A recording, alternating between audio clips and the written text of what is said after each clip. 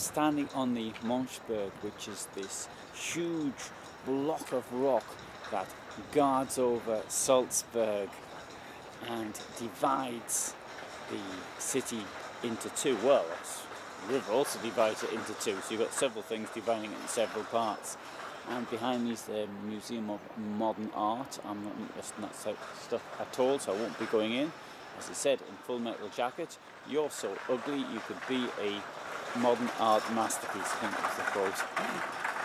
Anyway, let's have a look around this fantastic view. You get up here, you can walk up obviously, or you can take the lift. Now there's a charge for using the lift, but if you've got a Salzburg card, then you don't actually have to pay, so it's all included. Unfortunately, I think I picked the wrong time of day, as it's now around just before 10 in the morning, and with a southeasterly direction, the sun is now in my eyes. But you can see the Capuchin Hill, which is over there, and there's a monastery there which you can actually bring it out. And if you're short of any cash and you want to visit Salzburg, what you can do is you can go there and tell the monks that you want to be a monk, and they'll let you stay a few days to find out if that's a life for you or not. I don't know if that works or not, so I'm obviously in my motorhome, but you know, there's something for the students. And here we get a magnificent view of the city.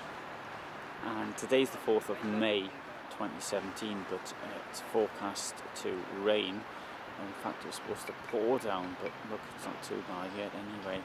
And we get a very good image of the city, which was left to us by the Prince Bishops, and one in particular, Marcus Titicus, utterly decadent, but you know, the cathedral, that was him that started that, because the previous one was burned down.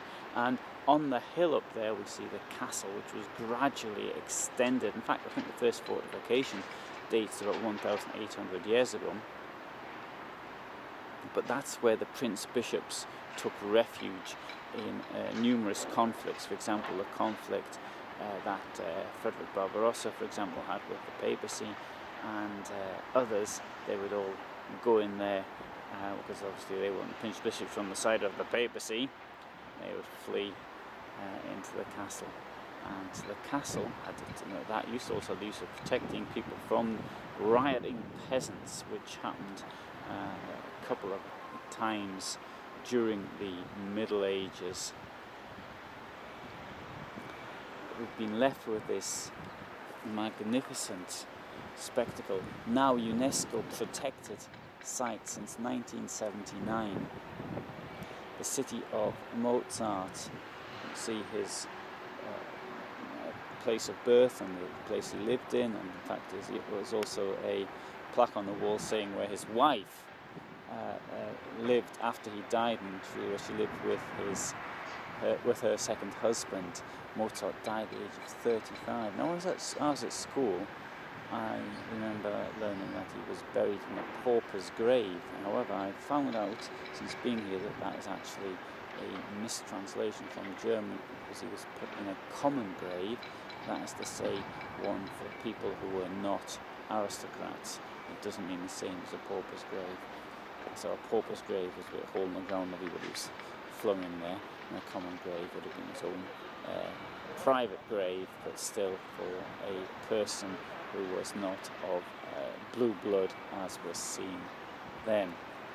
You can see down there where the buses just went past, and to the right we've got the first road tunnel in Austria.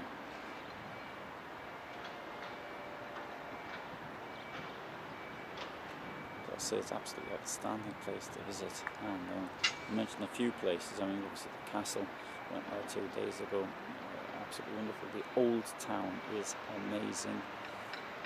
A couple of visits I made, for example, I went to a place called Untersberg. Can't see it from here because it's in that direction, but that's a mountain and in a cable car, very exciting. When you come down, you've got the zoo, and there's a palace also built by St. Marcus Titicus, with these trick water fountains, and excellent display. obviously you won't be there on a hot day because you do get a little bit wet. Well, unless you're careful to avoid the water, of course. But then again, you don't know where the water's coming from, so you can't necessarily avoid it. Another thing I did yesterday is I went out on the river here, Salzburg. It's a very fast flowing river, and quoting another place I went to was to see a panorama, which was a painting that was done nearly 200 years ago, and it's a panorama, so it goes around. It's a circular painting which was actually exhibited throughout Europe from 1829 to 1839.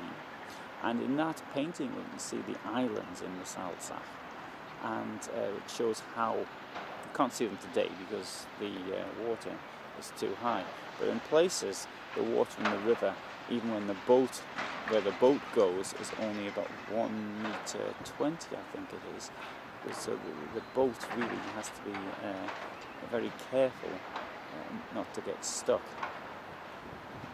So a boat ride down there, and came back and boat did a little waltz, which was very pleasant. And the campsite I'm staying at is over there. You can't see it from here, but it's about 3 kilometers from the centre.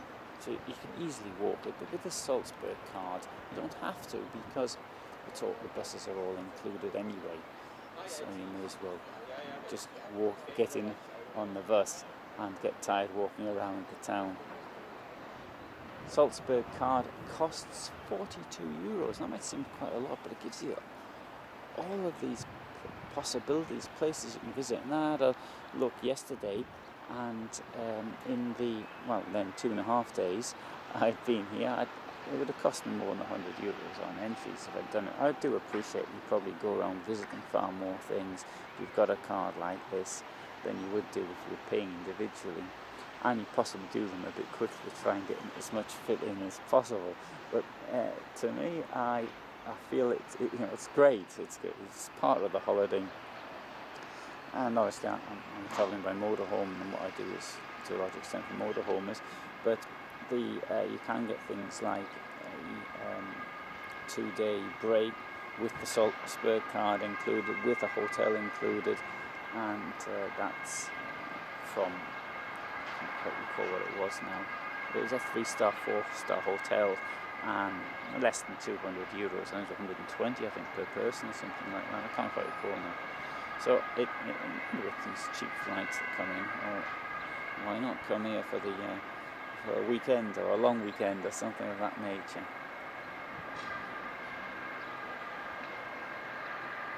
Today I'm going to have a look at the cathedral, and still want to see the Salzburg Museum. The trouble with the card is there's so much to do, you don't know what to do, and you're so spoilt for choice. And so I thought, I was walking to the Water Museum, I thought, no, I want to come up here and see the panorama. So that's precisely what I did. So some other stuff, please, on Salzburg, on Austria, and indeed I travelled very widely across Europe, a little bit in California, a little bit in Israel as well. And so subscribe to my channel, you can see that. You'll see my Facebook site, it's called Motorhome Full Time.